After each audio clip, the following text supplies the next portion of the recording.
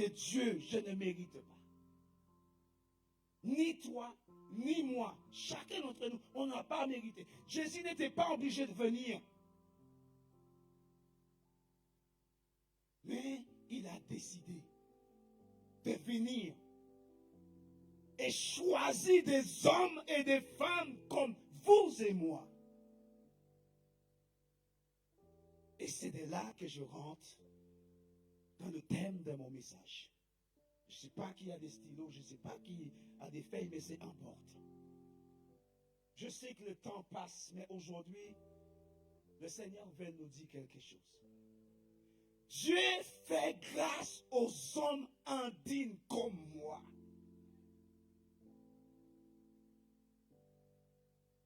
Et les intègre pour faire avancer son œuvre.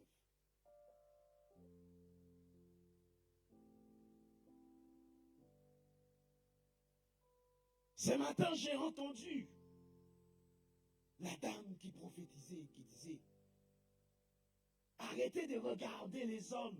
Dieu veut ton cœur. Dieu veut, c'est Dieu, c'est Dieu.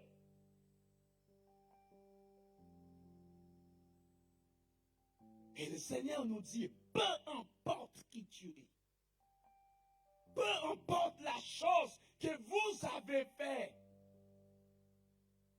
je te veux. J'appuie sur le bouton rouge. Jésus appuie sur le bouton rouge pour toi. Je te veux dans mon service. Je te veux quelque part.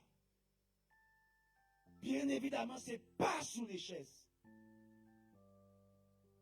Et ce n'est pas seulement derrière le micro. Ce n'est pas derrière les instruments. Mais je te veux quelque part.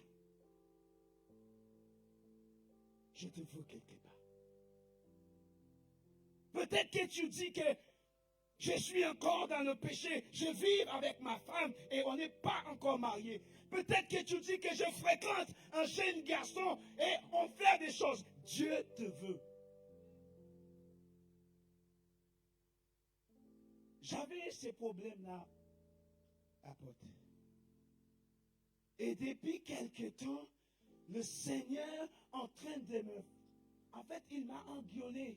Il m'a parlé très durement. Parce que à chaque fois que je rentre dans la prière, je me culpabilise. Je me culpabilise chaque fois. Et je me sens tellement sale, en fait, devant son trône. Je me sentais sale, vraiment indigne. J'ai péché. Et mon cerveau en train de fonctionner comme un ordinateur, en train de chercher partout. Mais où est-ce que j'ai péché durant la journée? Où? Qu'est-ce que j'ai pu faire? Et le Seigneur me dit, c'est pas ça que je veux, mais c'est toi.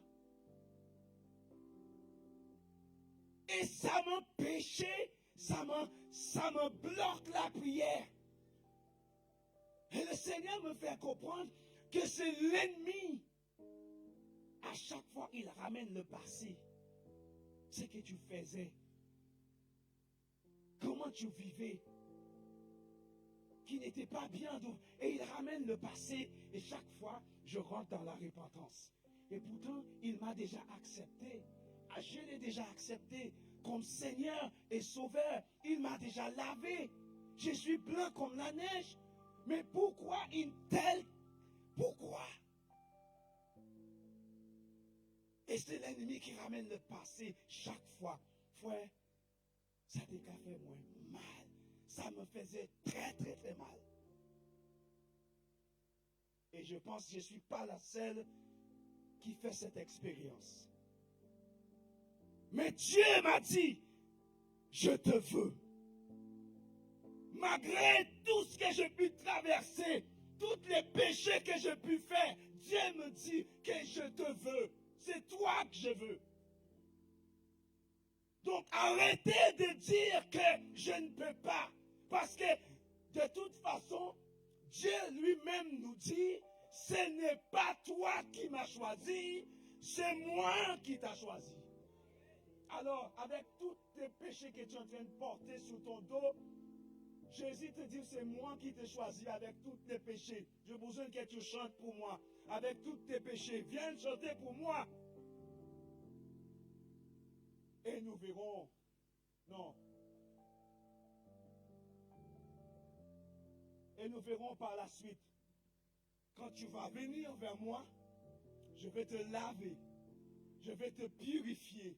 Je vais te sanctifier. Et je veux mettre ma gloire sur toi. En des mots, je vais mettre mon onction sur toi. Et quand tu vas commencer à chanter, quand tu vas commencer à prêcher comme moi, qui n'a pas de Bible, qui n'a pas de diplôme, qui n'a pas de bac, qui ne savait pas lire, qui ne savait pas écrire, qui ne savait pas parler français. Frère, cet homme que tu vois devant toi ne savait pas lire, ne savait pas écrire, ne savait pas parler français. Je te dis, Picole, il connaît. Je te dis même pas la suite. La plupart des gens de cette église connaissent maintenant. Dieu m'a pris tel que je suis et il a fait la transformation.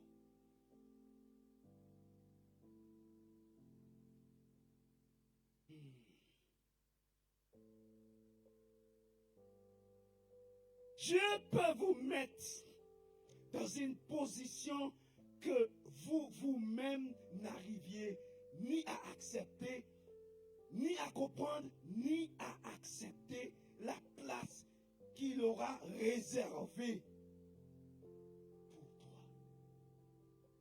Il te place dans des positions que toi-même tu dis, mais non, c'est pas possible. Comment Dieu peut prendre quelqu'un comme moi et me mettre là? Prostituée que je suis. Comme on dit en anglais, je fais des hookups. C'est comme ça on dit ça en anglais. Ah, j'ai commencé à oublier. Je suis anglophone, mais j'ai commencé à oublier. Des hommes, des femmes qui payent des hommes pour dormir avec eux. Dieu peut t'utiliser. Et Dieu te veut ce matin. Parce que Dieu a choisi des hommes pires que ça. Et quand je lis la Bible et quand je vois des choses, des hommes et des femmes que Dieu a choisis, je dis, mais Dieu, mais c'est quoi ta fonctionnement en fait? J'ai étudié un peu Paul, mon Dieu, le pire. On parle des terroristes, mais lui, il était au-delà de ça. Seigneur Jésus. Les terroristes, il attend pour faire un petit clic, mais lui, il n'a rien à cacher. Il rentre, il te fait voir que c'est moi qui fais. Les terroristes bloquent le visage. Mais lui, il rentre carrément et il brûle ta maison. Il te tue. Comment il rentre ici et il prend des hommes, il prend des femmes, il prend des enfants. Il va foutre en prison. Il le jette dans la prison. La méchanceté, pire méchanceté. Et regarde ce que Dieu a fait avec cet homme. Tu veux me dire que Dieu ne peut pas t'utiliser aussi? Dieu te veut.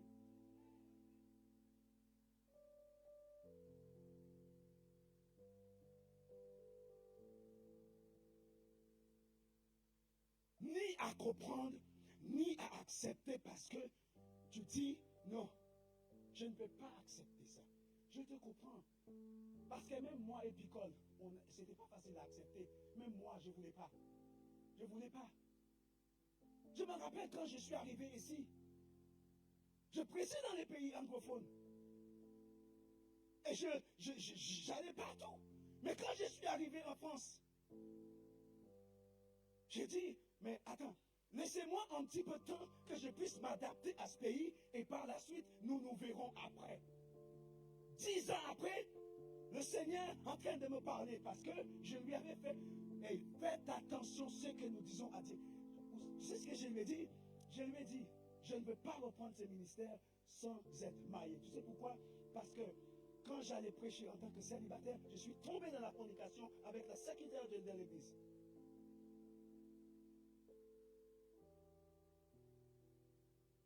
À Antigua, ça m'est arrivé. Pourtant, quelqu'un qui chante.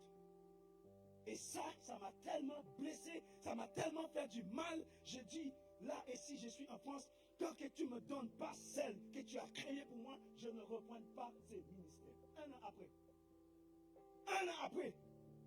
Je suis marié en 2009. 2010. Hé, réveille-toi, il est temps. Réveille-toi. Reprends ton ministère. Reprends-le. J'ai été chez moi en train de faire la sieste avec elle. Hey, réveille-toi, reprends-toi. En 2010. Un an après mon mariage. Je dis, mais je commence comment? Je fais comment? J'ai pris mon téléphone et j'ai commencé à envoyer des versets bibliques au moins à une cinquantaine de personnes. Tous les matins, quand je suis dans le métro, je donne des petits tracts. À un moment donné, il me dit, hé, c'est pas tout, il faut plus. Il faut aller encore plus haut. Et un jour comme ça, je suis en train de faire la vaisselle, il me dit, tu commences. Mais je commence à faire quoi? Il me dit, tu commences. Je dis, mais je commence quoi? Qu'est-ce que tu as dans ta main? Bah, je suis en train de faire la vaisselle.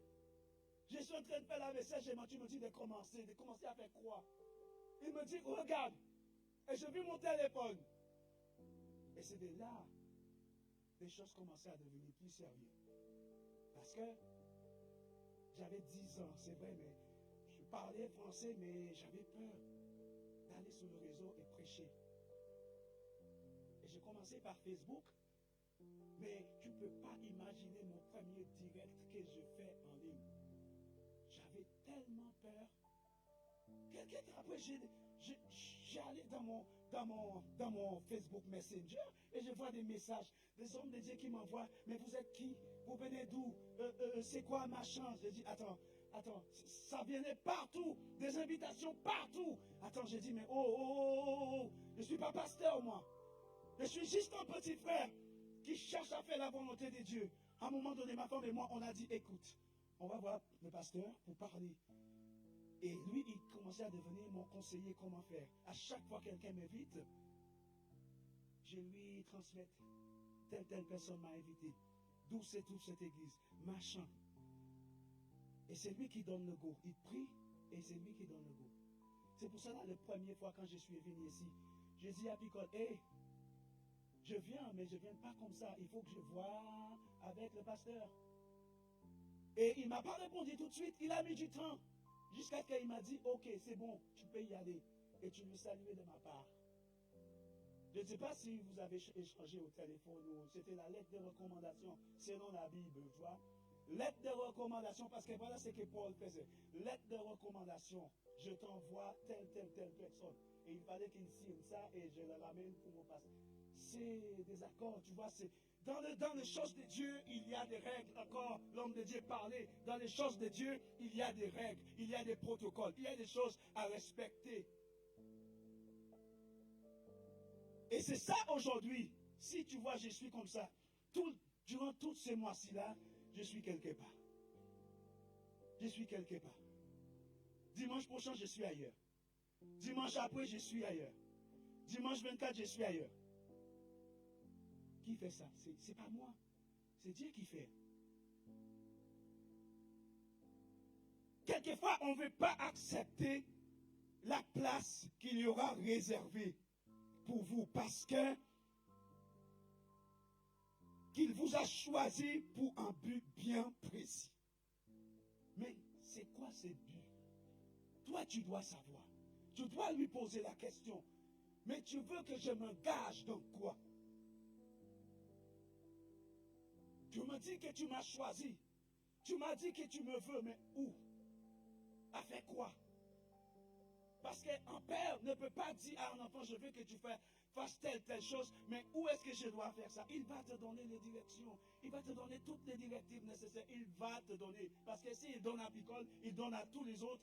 Donc ne pensez pas que c'est que à Picole que Dieu parle.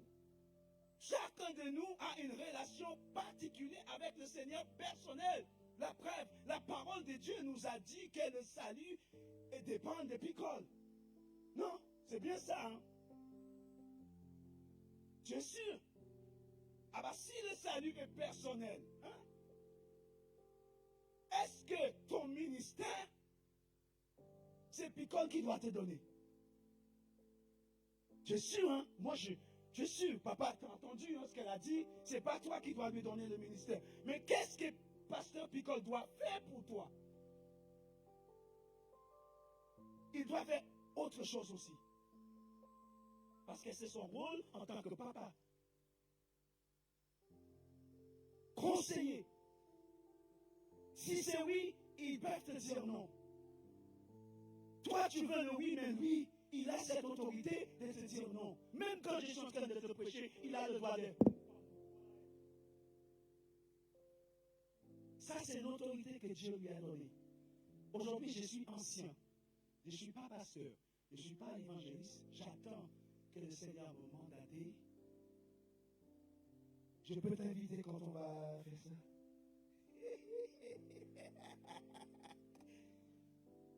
Donc un jour, quand je reviendrai ici, je vais te dire que voilà, on m'a consacré tel ministère aujourd'hui. Eux, ils savent. Moi, je sais. Je suis convaincu par rapport à ça. La preuve, je suis en train de vous prêcher.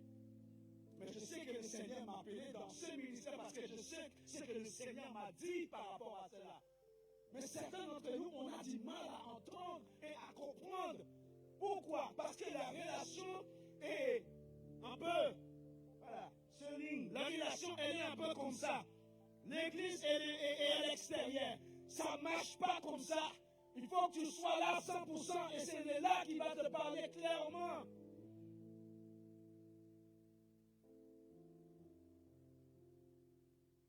Dieu fait grâce aux hommes indignes comme vous et moi. Pour les intégrer, pour faire avancer son œuvre. Choisi pour un but bien précis et particulier.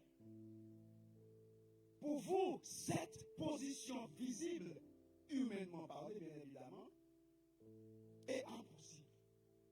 Parce que le péché que j'ai là, elle est trop immense. Elle est trop immense. Dieu ne peut pas me pardonner pour ça.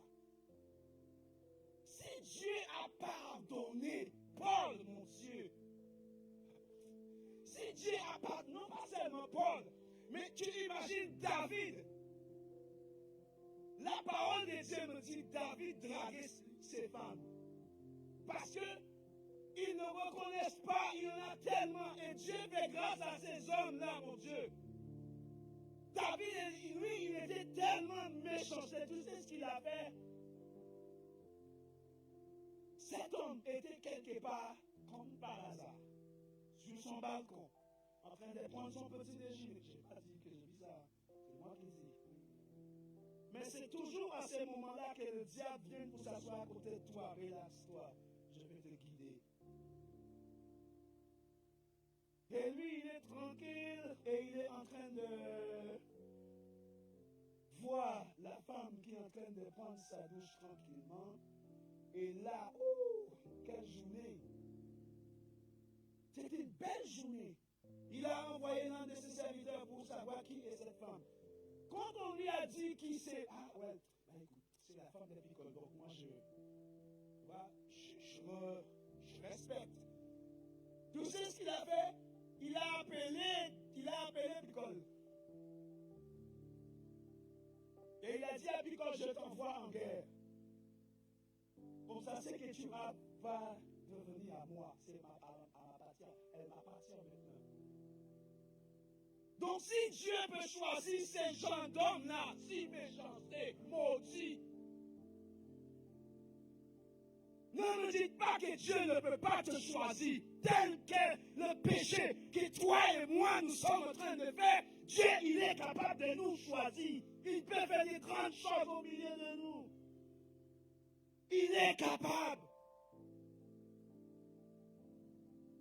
Pour toi, tu dis c'est impossible parce que la vie que je mène aujourd'hui, je ne peux pas. Parce que pour toi, humainement parlant, c'est impossible. Parce que selon vous, ne méritez pas ou vous ne trouvez actuellement et à cause de toutes les paroles négatives que tes frères et sœurs négatives.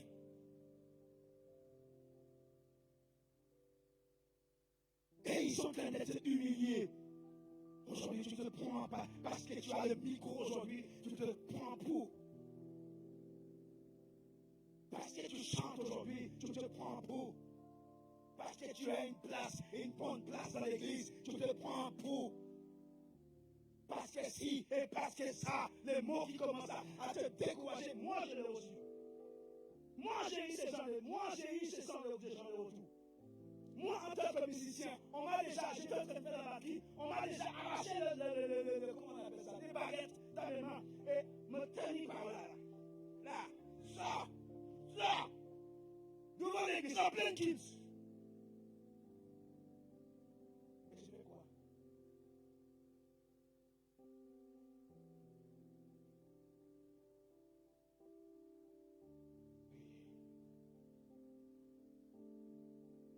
En pleine kids, je suis en train de jouer pour Xavier. Et quelqu'un est sorti nulle part. Dégage-toi, prends le micro. Il prend le piano à ma place. Tu ne connais même pas les chansons. Tu n'as pas répété avec Xavier. C'est moi qui ai répété. Je fais quoi? Mais comme j'ai un petit cœur qui est tellement humble, et lui, il est quelqu'un qui fait du n'importe quoi. Comme c'est un grand musicien, pour lui, il connaît les zouk, il connaît les compas, donc laissez-le jouer. Alors moi, je me suis mis à côté, et je m'assois tranquillement, mais il est en train de faire n'importe quoi. Après, il me dit, il fait demi-tour. Et moi, je me suis mis derrière, et le laissé humilier lui-même. À la fin, qu'est-ce qu'il me dit? Oh là là, François, je suis désolé, hein. Je croyais que je connaissais ma chance. Je dis, mais tu n'as pas répété avec lui. Et même quand il y a des chansons de l'église que je ne connais pas, je t'appelle pour que tu puisses me remplacer. Tu ne connais pas cette chanson, il y a un autre musicien qui connaît. Tu te prends pour qui? J'ai eu ces paroles-là dans l'église. Délâche-toi de là, on ne veut pas de toi. J'ai eu ces mots-là. Tu es venu pour prendre toute la place. J'ai eu ce mot-là. Est-ce que ça m'a arrêté? Non. Non. Ça m'a donné des forces parce que quand Dieu te donne une aide pour t'aider, pour prendre le truc et pour souiller le visage, pour t'aider et prier pour toi dans ton bureau, pour te conseiller. Là, ce n'est pas le moment pour baisser les bras. Et quand elle me parle, ce n'est pas en colère dans le péché, mais c'est en colère spirituelle. Moi, je te dis, quand je suis devenu diacre, elle est devenue dure avec moi. Ça ne rigole pas à la maison. Quand je suis devenu ancien, ça est devenu encore pire. Et là, le Seigneur est en train de me faire monter en grade, ça est devenu encore pire chez elle. Ne rigole pas avec Dieu. Ça ne rigole pas à la maison. Si elle doit même prendre les enfants pour aller faire une balade, pour me laisser avec son Dieu, avec mon Dieu, elle fera. Hier, ma fille a fait quelque chose de tellement touchant. Je suis en train de clôturer le message hier. Elle est venue dans mon bureau. Elle me dit, papa, tu as besoin d'aide. Ça m'a tellement touché. Elle est venue s'asseoir à côté de moi. Et elle me dit, papa, tu as besoin d'aide. Comme ça, je ne sais pas ce qu'elle voulait faire. Soit elle voulait écrire pour moi. Soit elle voulait peut-être chercher quelques versets bibliques pour moi, je ne sais pas. Je ne sais pas qu'est-ce que le Seigneur a mis dans son cœur. Mais elle me dit, papa, tu as besoin d'aide. Elle a que 10 ans. Et des fois qu'elle me pose des questions, mais je dis, mais waouh. Waouh. Papa, est-ce qu'un prêcher, c'est un travail?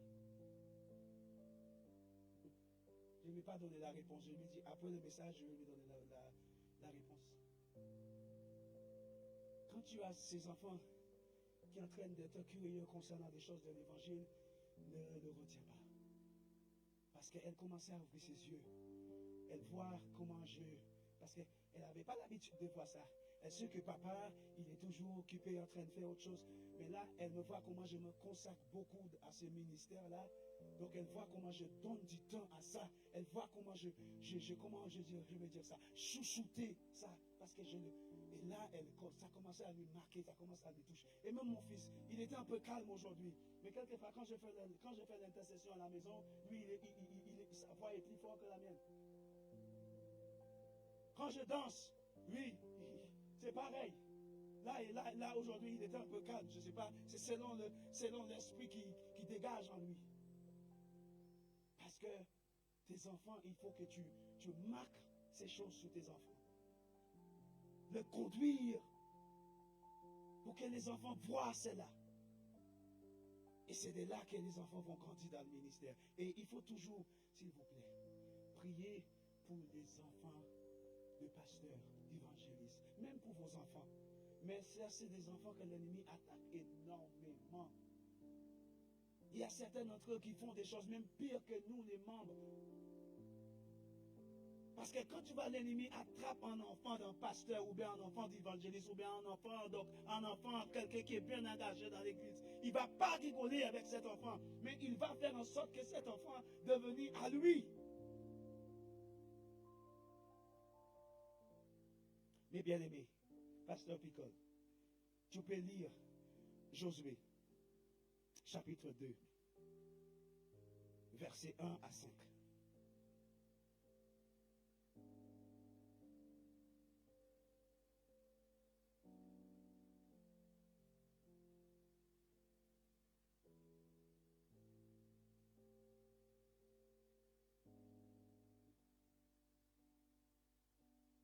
Josué 2, verset 1 à 5.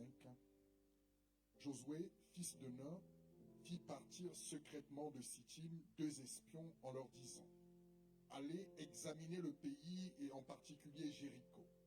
Ils partirent et ils arrivèrent dans la maison d'une prostituée qui se nommait Rahab. Et ils couchèrent. Et ils y couchèrent. On dit au roi de Jéricho: voici des hommes d'entre les enfants d'Israël sont arrivés ici cette nuit pour explorer le pays. Le roi de Jéricho envoya dire à Rahab: fais sortir les hommes qui sont venus chez toi, qui sont entrés dans ta maison, car c'est pour explorer le pays qu'ils sont venus. La femme prit les 2 hommes et les cacha. Et elle dit: il est vrai que ces hommes sont arrivés chez moi, mais je ne savais pas d'où ils étaient. Et comme la porte a dû se fermer de nuit, ces hommes sont sortis. J'ignore où ils sont allés. Hâtez-vous de les poursuivre et vous les atteindrez. Elle a menti, hein. Picole, c'est vrai, elle a menti, non? C'était quoi son métier, mes bien-aimés? Arrêtez d'être tous trop ici.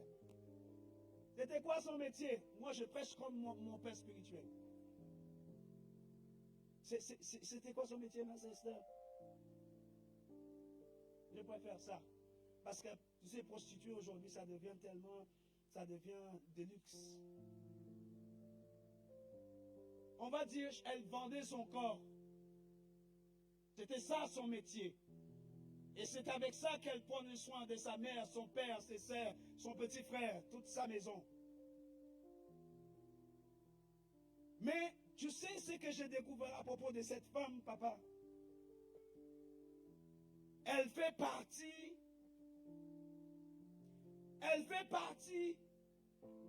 de la généalogie. Bon, est-ce que je peux rentrer un peu dans la théologie? Je peux? Quand tu regardais le record ou bien comment je peux dire ça? La chronologie de cette femme, je vais découvrir que cette femme, vous allez être un peu choqués, hein? Mais cette femme, quand tu lis le livre de Matthieu, tu vois d'où je viens. Hein? Voici la généalogie de Jésus. Elle est dedans. Telle personne engendrée, telle personne engendrée, telle personne engendrée, telle personne engendrée, telle personne. Donc ça veut dire qu'elle était en arrière grand-mère de Jésus. Hey! Dieu était en train d'utiliser cette femme-là déjà. Et pourtant son métier. Et pourtant, vous dites que le péché que j'ai là aujourd'hui, que je suis en train de faire, je ne peux pas. Mais bien aimé, arrêtons-nous. Laissez les gens parler, que tu n'es pas assez spirituel pour chanter. Laissez les gens parler, que tu ne viennes pas à l'église assez souvent. Laissez les gens parler. Ça se passe entre toi et Dieu parce que le salut, elle est personnelle. Mon Dieu, elle est personnelle. Tu ne viens pas ici pour Pasteur Picole, mon Dieu. Tu ne viens pas ici pour qui que ce soit. Vous savez ce que la parole de Dieu nous dit? J'ai été content quand on m'en a dit, pas quand on allait dans la maison pour voir Pasteur Picole. J'ai été content quand on m'en a dit, allons dans la maison de Dieu pour rencontrer qui? C'est le Seigneur. Pas les frères et sœurs, oui, on doit être ensemble, on doit louer le Seigneur ensemble, on doit dire bonjour, on doit chanter ensemble, on doit danser ensemble, mais avec un cœur sincère. Voilà ce que le Seigneur nous demande. Donc arrêtez de dire que le péché que je fais, elle est trop grave. Le thème de mon message, Dieu fait grâce aux hommes indignes et elle les intègre pour faire avancer son œuvre. Le péché que tu fais là, en travers de ça, Dieu peut passer en travers de ça.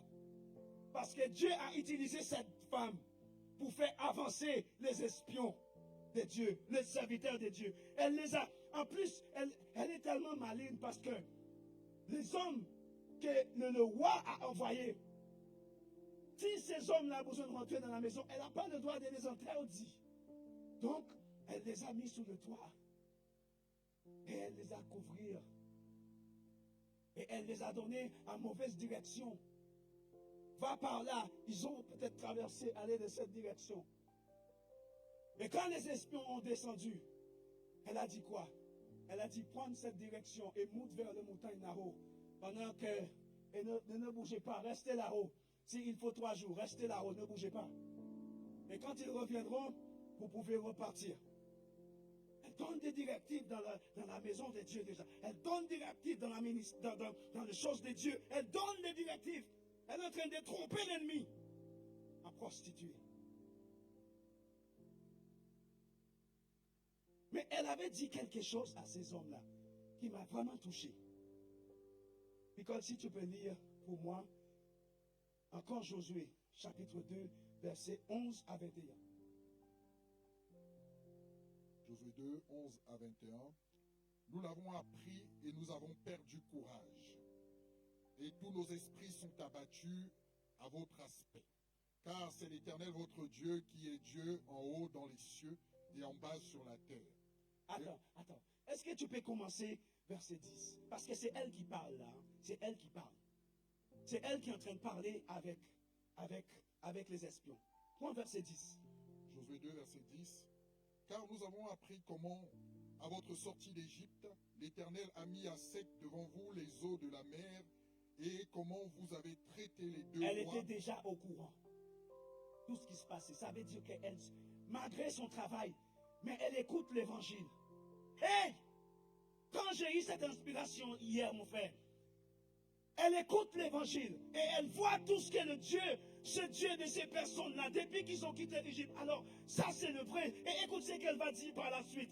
Continuez, mon frère, mon pasteur. Et comment vous avez traité les 2 rois des Amoréens au-delà du Jourdain. Yes, continuez. Sihon et Og. Continuez. Que vous avez dévoués par interdit. Yes, continuez. Nous l'avons appris et nous avons perdu courage.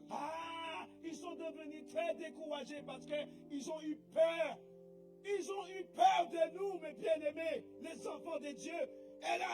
Les enfants ont eu peur. Et qu'est-ce qu'elle a dit encore? Et tous nos esprits sont abattus. Aïe, mon Dieu. Voilà.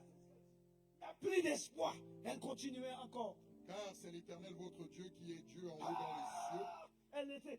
Qu'est-ce que la parole de Dieu dit? Si tu confesses le Seigneur, avec quoi? Tu sauras quoi? Sauvé. Non, elle cherchait déjà le salut. Cette prostituée cherchait déjà le salut. Parce qu'elle veut intégrer dans ses ministères. Continuez encore. Car c'est l'Éternel, votre Dieu, qui est Dieu en haut dans les cieux et en bas sur la terre. Et maintenant, je vous prie, jurez-moi par l'Éternel que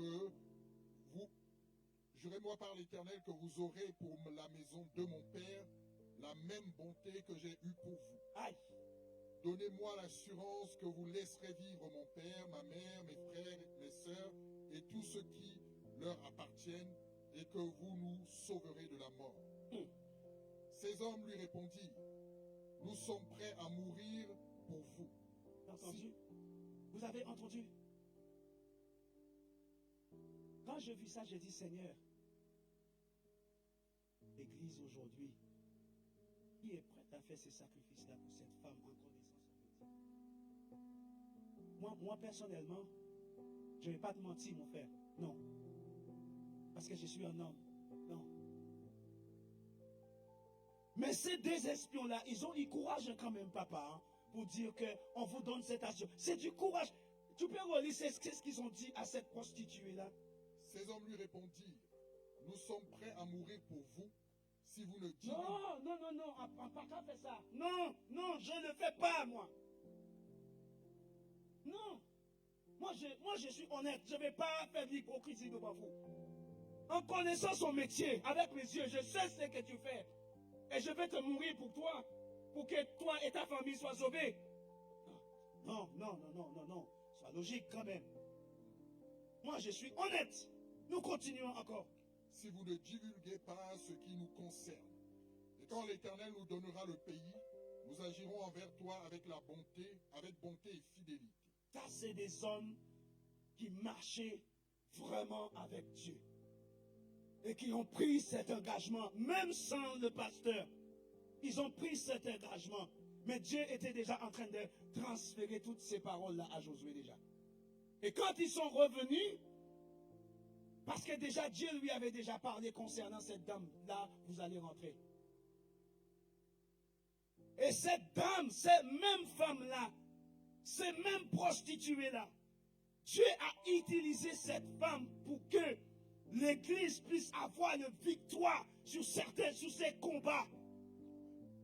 Dieu a parlé, certes, il fallait qu'il marche 7 fois dans Montreuil. Il fallait qu'il marche parce que Montreuil les empêchait de prêcher l'évangile. Donc il fallait qu'il marche, justement. Vous allez prêcher l'évangile. Justement, vous allez prêcher aujourd'hui. Dieu les a dit, passez 7 fois. D'accord? Pendant 7 jours. Mais le 7e jour, et en plus, Dieu les avait dit, pas en bruit, fermez-vous ça. Certains d'entre nous, on est tellement bavards. On parle beaucoup. Et inutilement, pour rien du tout. On ouvre nos bouches, on parle, on raconte, arrêtez de parler. Fermez la bouche et marche dans la foi. Fermez la bouche et agis selon Dieu. Fermez la bouche et fais la volonté de Dieu. Fermez la bouche, laisse les gens parler et avancer. Laisse les gens te critiquer, mais avancer avec ta bouche fermée parce que c'est ta relation avec Dieu. Alors Josué les a dit, marche. Et ne dites rien. Marche devant les prêtres et devant l'alliance de Dieu. Marche. Ne dites rien. Tant que vous n'entendez pas le trompette, quelle trompette? Ce n'est pas n'importe quelle trompette. Tant que vous n'entendez pas ces bruits-là, ne dites rien. Et le cri, ce cri-là qui va sortir de votre bouche, ça ne viendra pas de vous.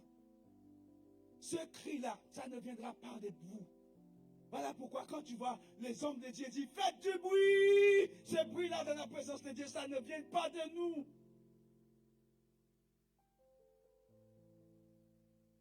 Dire que je ne peux pas m'utiliser, je ne peux pas faire ci, je ne peux pas faire ça. Arrêtez. À un moment donné, il faut prendre l'acte et dire, voilà. Humainement parler, en train d'être, à cause de à cause de votre incrédulité, d'essayer de faire comprendre que vous n'êtes pas à votre place. Voilà ce que certaines personnes nous disent tous les jours.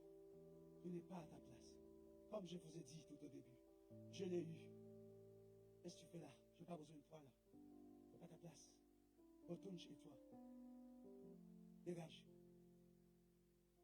Comment je peux plus ce genre de mots là? Non, je l'entends. Tu n'es pas à ta place. Ce n'est pas votre place. Donc vous dites, vous savez quoi? Moi j'en ai marre de cette église-là. Je vais laisser quelqu'un d'autre qui a la volonté et la capacité pour être à ça, pour puisse être préoccupé, continuer à être tourmenté sans cesse. Toutes ces paroles qu'on t'a mis dans la tête, on t'a prononcé tout cela dans votre tête à ton égard, et vous dites, non, je suis incapable d'évoluer, et pour vous faire ce que vous deviez faire depuis très longtemps. Vous deviez faire toutes ces choses-là. Dieu t'a dit faire, mais on m'a dit que je suis incapable. Dieu t'a dit aller, mais on m'a dit que tu ne peux pas. Dieu t'a dit de parler, faire ça comme ça. Quand Dieu m'avait parlé concernant les tracts et commencé à prêcher, j'ai commencé à dire, mais oh là là, je ne parle pas bien français, comment je veux m'exprimer en réseau? Comment je veux m'exprimer dans le métro en donnant le tract? Je n'ai même pas l'adresse en tête. Comment je vais faire? Je n'ai pas l'adresse, je ne peux même pas le donner en anglais. Comment je vais faire? Comment je vais faire? Mais comme le Seigneur avait dit à Josué, j'ai gardé, comme j'ai été avec ton serviteur, je serai avec toi. Et aujourd'hui, regarde ton petit frère aujourd'hui, qui est en train d'exprimer peut-être tellement bien, j'exprime tellement bien. Il y a même des métropolitaines qui viennent me voir pour me demander de l'aide. Mon frère, je te mens pas.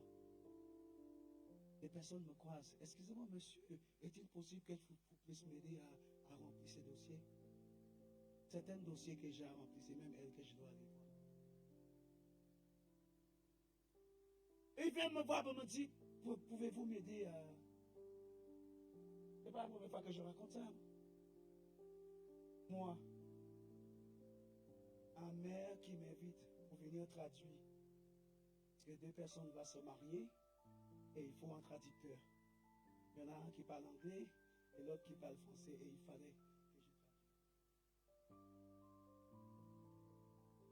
Moi, qui suis moi? Pas de diplôme, pas de bac. Pour moi, elle est en train de dire en ce moment que tu as un niveau maintenant, mais je veux encore plus.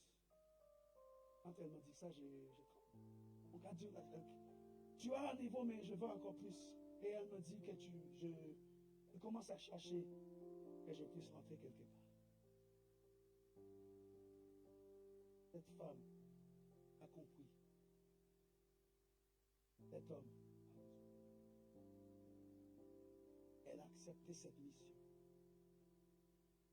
Des personnes que je voulais dans l'église là où j'ai été. Il y en a un, mon frère, devant 40 personnes. Elle m'a dit, c'est la volonté de Dieu. Frère, je te dis la vérité. Si c'est toi, la volonté de Dieu pour moi, Dieu n'est pas juste. Quelqu'un te dire ça, devant 40 personnes.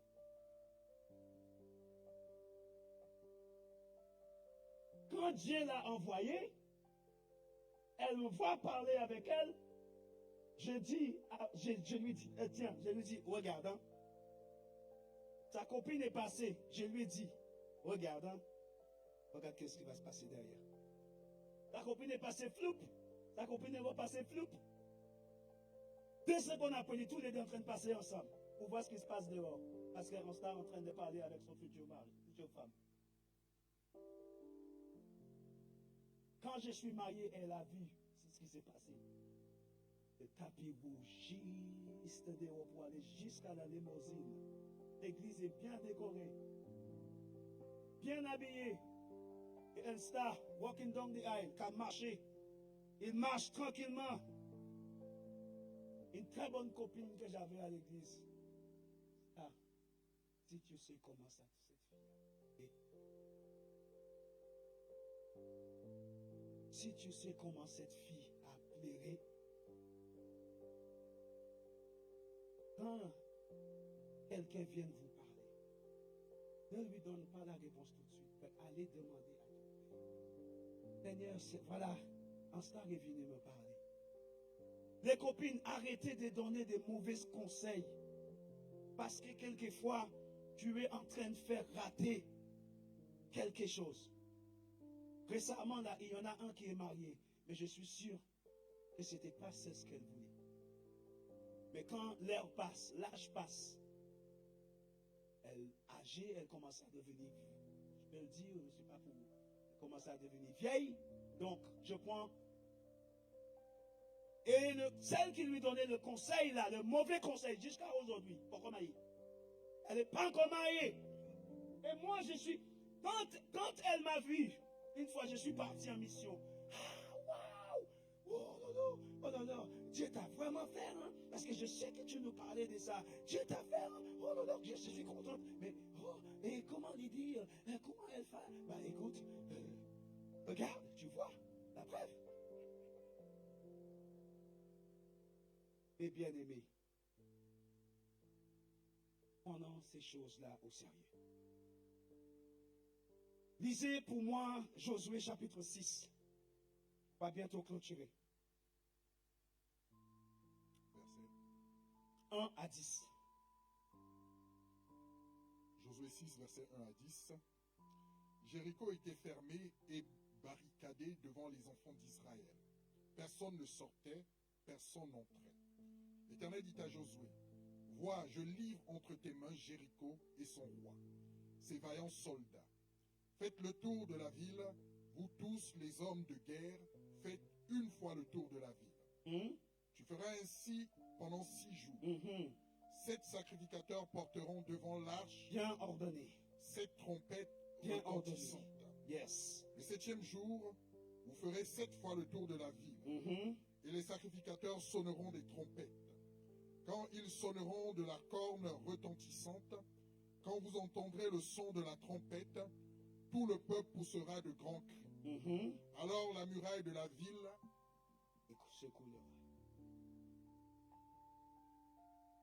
s'écroulera et le peuple montera chacun devant soi. Josué, fils de Nun, appela les sacrificateurs et leur dit, portez l'arche de l'alliance et que 7 sacrificateurs portent 7 trompettes retentissantes devant l'arche de l'Éternel. Et il dit au peuple, marchez, faites le tour de la ville et que les hommes armés passent devant l'arche de l'Éternel. Lorsque Josué eut parlé au peuple, les 7 sacrificateurs qui portaient devant l'Éternel les 7 trompettes retentissantes se mirent en marche et sonnèrent des trompettes. L'arche de l'alliance de l'Éternel allait derrière eux. Les hommes armés marchaient devant les sacrificateurs qui sonnaient des trompettes et l'arrière-garde suivait l'arche. Tout est coordonné. Pendant la marche, on sonnait des trompettes. Josué avait donné cet ordre au peuple. Vous ne crierez point, vous ne ferez point entendre votre voix, et il ne sortira pas un mot de votre bouche, jusqu'au jour où je vous dirai, poussez des cris, alors vous pousserez des cris. Alors, je lis encore Josué chapitre 6, versets 15 à 25. Et nous allons clôturer avec ça. Josué 6, verset 15 à 25. Oui. Le 7e jour, ils se levèrent de bon matin dès l'aurore, et ils firent de la même manière 7 fois le tour de la ville. Ce fut le seul jour où ils firent 7 fois le tour de la ville. À la 7e fois, comme les sacrificateurs sonnaient les trompettes, Josué dit au peuple, poussez des cris car l'Éternel vous a livré la ville.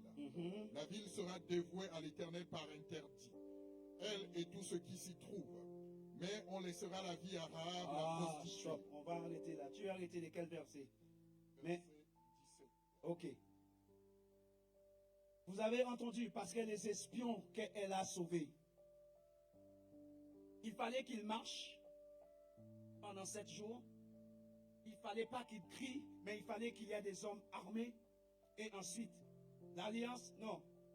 Les hommes armés, les serviteurs, les sacrificateurs, l'alliance. Et ensuite, il y a les autres qui sont derrière, qui doivent pousser le cri. Qu'est-ce que vous avez compris par ça? Des hommes armés. D'accord? Par la suite, il y a les sacrificateurs. Ensuite, lâche les 7 sacrificateurs qui portent cette hache sous leurs épaules. Et par la suite, il y a l'église qui doit crier. Parce que l'église qui doit pousser le cri pour donner la force à tous ces hommes. Et cette cri, quand le Seigneur m'a fait comprendre cette cri, ce n'est pas n'importe quel cri. Et le Seigneur m'a fait voir que quand Paul, il était dans la prison, l'église, il fallait que l'église crie. Vous avez compris? Parce que c'est cette cri qui va faire tomber le quoi? Vous me suivez ou pas? Les hommes armés, c'est celles qui prêchent l'évangile. Derrière les hommes armés, il y a le sacrificateur. Ensuite, il y a l'âge. L'âge, c'est quoi? Ça, c'est l'alliance que Dieu a fait avec nous. Je ne vais pas t'abandonner, mais je serai avec vous. Et par la suite, il y a l'église. L'église qui prie. Parce que s'il n'y a pas la prière, n'oublie pas que Dieu a donné l'instruction. Ne parlez pas pendant 7 jours. Vous restez dans la prière, dans le silence. La prière passe dans le cœur prophétique. Et quand le 7e jour, parce que Dieu va faire quelque chose, et même les gens, même le roi, il ne va pas comprendre cela. Et l'Église a décidé, au 7e jour, c'est là qu'on a prié. Pendant le 1er jour, on a fait le tour dans la prière. Le 2e jour, dans la prière. Oh Seigneur. Le 3e jour, dans la prière. Le 4e jour, dans la prière. Le 5e jour, dans la prière. Le 6e jour, dans la prière. Après le 6e jour, qu'est-ce que Dieu a fait?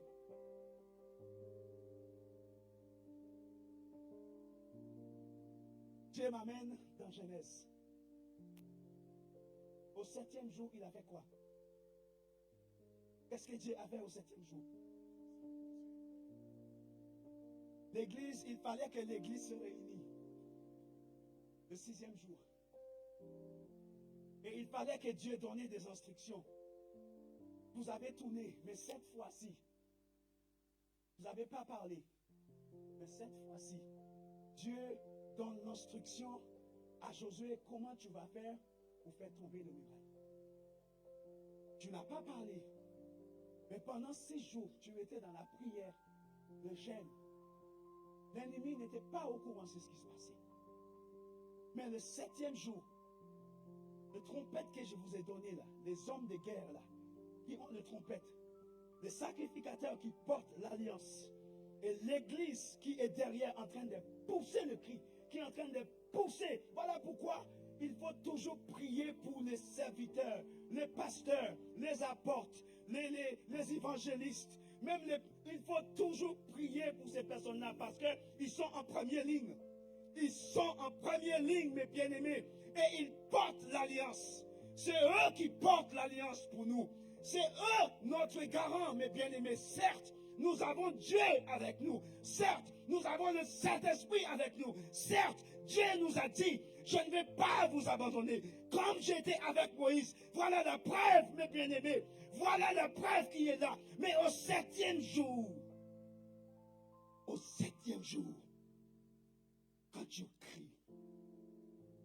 quand tu cries, ces problèmes-là que tu as, c'est ces problèmes-là, pasteur, le 7e jour, c'est qu'est-ce que ça symbolique spirituellement?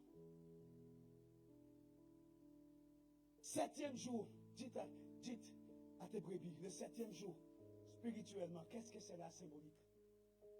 C'est le jour de la délivrance dont Dieu repose pour le travail que nous avons accompli. Quand ce muraille est tombé, tout leur stress, tout ce qu'ils étaient en train de traverser, parce qu'il fallait qu'ils trouvent une solution pour procéder Jéricho, mais ils ne savaient pas.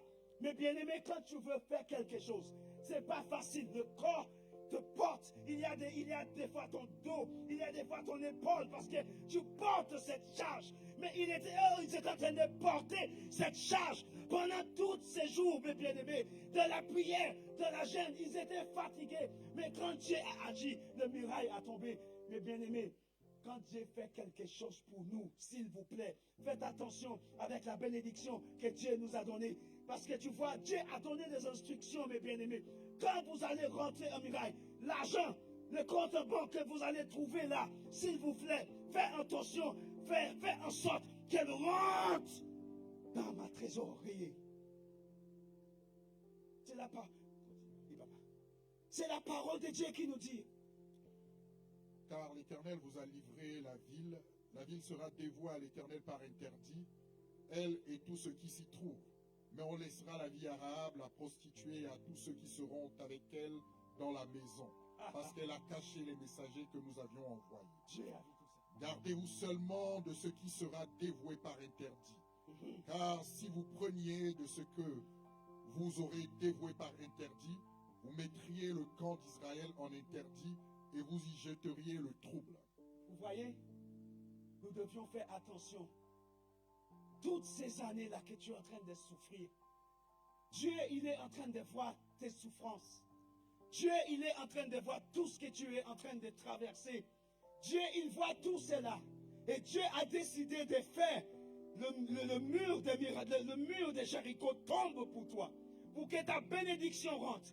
Dès que tu as cette bénédiction que tu es en train de prier tant d'années, mon Dieu, tu commençais à dire, mes péchés sont trop grands, mes péchés sont trop immenses, je ne peux plus rien faire. Non, non, non, je ne peux pas. Mais bien-aimés, arrêtons. Arrêtez ça. Arrêtez ça. Et Dieu a fait un accord avec cette femme. Et non pas seulement ça, mais bien-aimés, la parole de Dieu a dit à la fin de ce chapitre qu'elle ait intégré l'Église. Elle est devenue membre de cette Église. Elle est devenue membre de cette Église. Lis, on va la voir.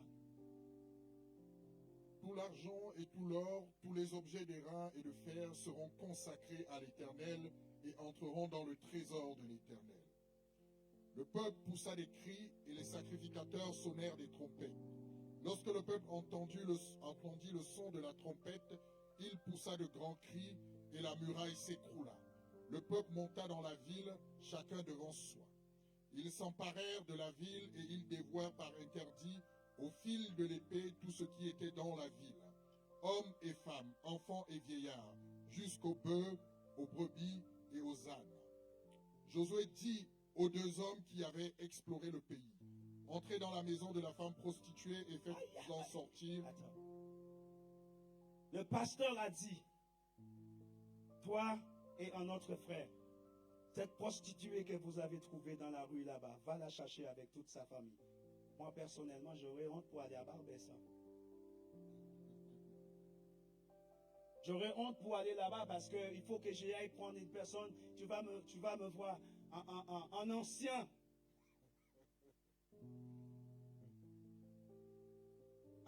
Sister, tu rigoles. Pasteur Picole me dit, va là-bas, tu vas voir cette prostituée qui t'a caché, certes, elle t'a caché, personne t'a vu. Comprends, non? Et là, Pasteur Picole me dit, en star, prends nos frères, allez là-bas, là, le prostitué qui t'a caché pendant quelques temps, là, va là-bas avec ta voiture. Tout le monde passe là-bas, les gens savent que tu prêches. Un grand prédicateur comme toi, et il te voit en train de mettre une prostituée dans ta voiture. Et peut-être Picole ne va pas me dire d'aller à minuit, hein, il va en pleine journée que tout le monde va me voir. Imagine, mon frère, un grand prédicateur. On me dit, allez récupérer une prostituée là-bas, tu mets dans ta voiture et tu dois la ramener à l'église. Tu auras honte, non? Ah bah oui. Logiquement parlant, j'aurais honte. Et je dois leur mettre toute sa part. En plus, je suis venu au moins avec 4 voitures. Hein. Elle est première classe. Elle n'est pas n'importe qui. Parce que c'est toute sa famille, sa maman, son père, ses soeurs, ses petits frères. Mais peut-être elle a des nièces. Parce que c'est une grande famille. Et il fallait que j'ai mis toutes ces personnes-là dans une voiture. Tout le monde. Aïe, où est-ce qu'ils vont avec ces prostituées-là? Ce n'est pas des prédicateurs qui sont là. C'est bien des gens de cette église. Mais où est-ce qu'ils vont avec... Attends. Où est-ce que... c'est dingue. Et je dois l'amener ici. Continuez à lire. Josué dit aux 2 hommes qui avaient exploré le pays, entrez dans la maison de la femme prostituée et faites-en sortir cette femme et tout ce qui lui appartiennent, comme vous le lui avez juré. Les jeunes gens, les espions, entrèrent et firent sortir Rahab, son père, sa mère, ses frères et tout ce qui lui appartenait. Ils firent sortir tous les gens de sa famille et ils les déposèrent hors du camp d'Israël. Ils brûlèrent la ville et tout ce qui s'y trouvait. Seulement, ils mirent dans le trésor de la maison de l'Éternel l'argent, l'or et tous les objets d'airain et de fer. Josué laissa la vie à Rahab, la prostituée, à la maison de son père et à tout ce qui lui appartenait. Elle a habité au milieu d'Israël jusqu'à ce jour. Elle a habité où? À Montreuil, l'église de l'Assemblée évangélique. C'est quoi le nom de l'église encore? Je m'appelle. Ambassadeur pour Christ. Ambassadeur pour Christ, c'est là qu'elle va habiter. Ici qu'elle va habiter. Et là, elle a accepté le Christ. Mais il va falloir que nous, on a du travail à faire, mon frère. Tu as compris, hein? On a du... Parce que toute la famille, parce qu'elle n'oublie pas que les prédicateurs lui avaient dit, rassurez-moi que tu vas laisser ma famille sauve. Et par la suite, nous verrons. Donc là, ils ont sauvé toute sa famille, mais c'est son métier. C'est elle qui prend soin de sa mère. C'est elle qui prend soin de toute sa famille. Alors, qu'est-ce que l'Église va faire? Est-ce que l'Église est prête à prendre cet engagement? Parce qu'elle ne peut pas continuer à faire ce travail. Parce que maintenant, elle est avec l'armée de l'Éternel. Est-ce que l'Église est prête à accepter les prostituées? Les hommes qui vendent leur corps, on va plus dire prostituées, on va dire les gens qui vendent leur corps pour l'argent. Est-ce que l'Église est prête à prendre ces engagements-là, mes bien-aimés? Et moi, je peux vous dire, ça fait des années, je me dis, mais est-ce que les enfants de Dieu, nous les enfants de Dieu, on est prêts à accepter ces personnes-là? Moi, je n'ai jamais eu des entretiens avec ce genre de personnes. Petit pasteur Picole a déjà eu des entretiens avec ces personnes-là, et ces personnes-là ont besoin de changer leur vie. Je ne sais pas si tu as eu des entretiens, mais je sais qu'il y a des hommes de Dieu qui croient ce genre de personnes-là et qui les aident. Et que ces personnes-là ont devenu des prédicateurs, des prédicatrices. Je connais. Mais est-ce que nous, on est prêts pour ça aujourd'hui, mes bien-aimés? Il faut se préparer. Parce que nous allons prêcher l'évangile. On ne sait pas sur quoi on va tomber aujourd'hui. On ne sait pas. Nous, on est en train de prêcher l'évangile partout. Mais on ne sait pas. On a la croisette qui arrive là, dans quelques semaines chez nous. On ne sait pas quel genre de personnes qui viendront. Voilà pourquoi que nous devions être prêts. Parce qu'on ne sait pas des gens de l'État qui veulent accepter le Christ. Comment gérer tout cela? Et c'est le Seigneur qui a fait en sorte que les enfants d'Israël, l'Église de Dieu, a accepté ces personnes-là, mes bien-aimés. Et je vais clôturer, mes bien-aimés. Bébé, tu vas m'aider pour faire juste un petit truc.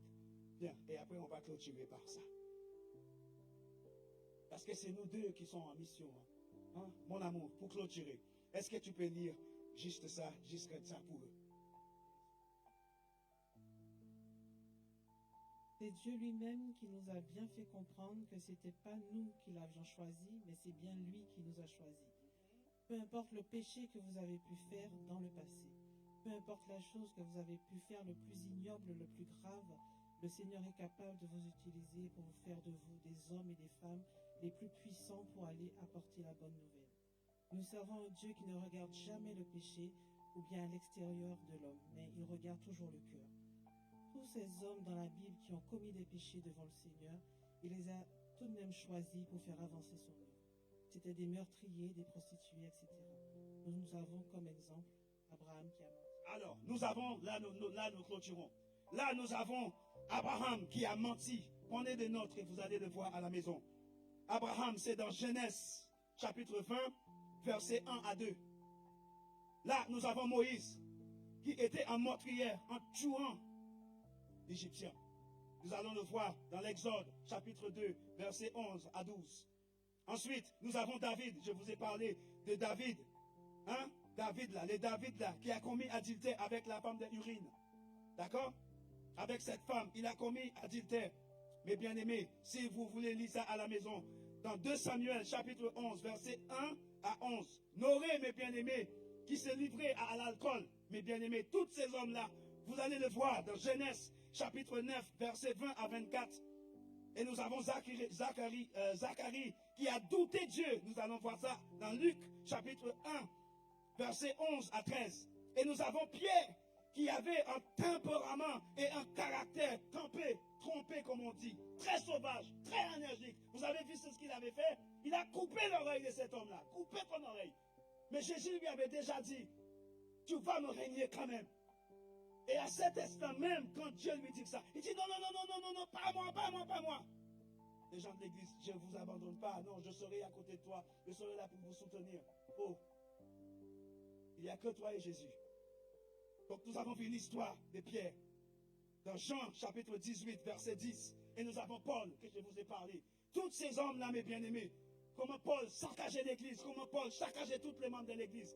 Nous avons vu tous ces hommes-là, mes bien-aimés, tous ces hommes que Dieu a utilisés, tous ces hommes que Dieu a utilisés aujourd'hui. Regardez, c'est grâce à ces personnes-là aujourd'hui que nous sommes là, mes bien-aimés, qui ont porté la bonne nouvelle, mes bien-aimés, aujourd'hui. Arrêtons de dire que non, je ne peux pas.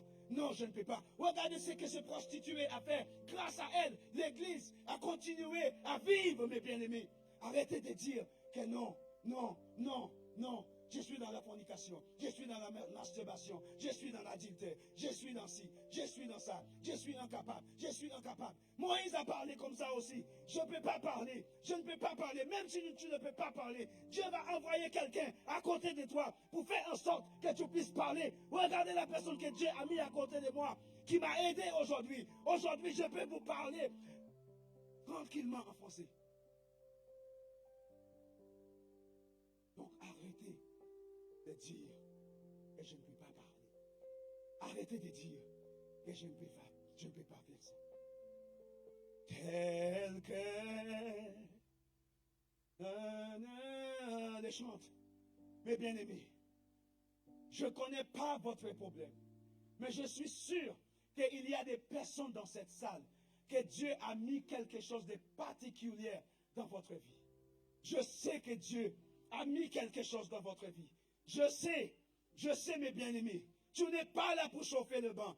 Tu n'es pas là pour chauffer le banc. Le banc que tu es en train de chauffer, c'est la place de quelqu'un d'autre. Cette prostituée qui est dehors, c'est sa place dans l'église. Cette personne qui ne connaît pas le Seigneur, c'est sa place. Mes bien-aimés, je ne connais pas votre problème. Mais aujourd'hui, Dieu va t'aider pour que tu puisses avoir ce courage pour faire des choses pour lui.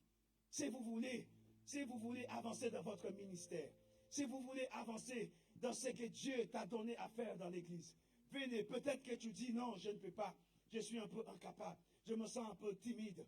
Peut-être que même dans votre vie professionnelle, peut-être que tu dis, peut-être que tu veux faire ça, mais tu as l'impression que non, mais par rapport à mes diplômes, par rapport à mon bac, je ne peux pas faire ce genre d'études-là. Je ne sais pas. Peut-être que Dieu a besoin de certains d'entre vous. Ministre à l'intérieur, ministre, je ne sais pas, premier ministre, je ne sais pas c'est quoi comme étude que vous êtes en train de faire. Rien n'est impossible avec le Dieu, parce que si Dieu m'a transformé, this young boy that you say is an English young boy. L'homme que tu vois est un jeune homme qui parlait anglais, qui parle anglais, qui est d'origine anglaise, anglophone. When I reached here, I was never speaking French. Quand je suis arrivé ici, je n'avais jamais parlé français. And Burton is here, he can prove it. Et Burton est là, Claudian, il peut le confirmer. Claudian peut I le grew up confirmer. in an English country. J'ai grandi dans I un was pays born in an anglophone. English country. You can hear Je suis né dans un how I pays am anglophone. speaking English fluently. Je parle anglais couramment. That is my natural language. Ça, c'est ma langue maternelle. Don't tell me that God cannot use you in certain things that you want to do for him. Ne me dis pas que Dieu ne peut pas t'utiliser dans Maybe you're certaines saying choses that qu'il veut the faire pour toi. studies that you are doing, Peut-être les études que tu fais, maybe you are limiting yourself. peut-être tu te limites toi-même. I am not asking you to change Je ne te demande pas de changer your studies.